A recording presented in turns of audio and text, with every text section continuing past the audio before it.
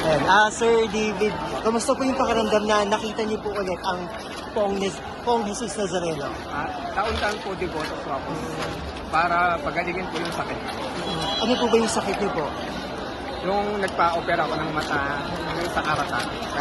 Nakakakita po ba kayo ngayon? Opo. Okay naman po yung... Okay na po. Okay naman po. Ilang taon na po ba kayong deboto ng Poong Jesus Nazareno? 1990 na. Hindi, tagal na. Oo. Tapos ngayon, mag-isa lang po kayong pumupunta dito sa Opo. ano. Talagang grabing devotion naman po yan.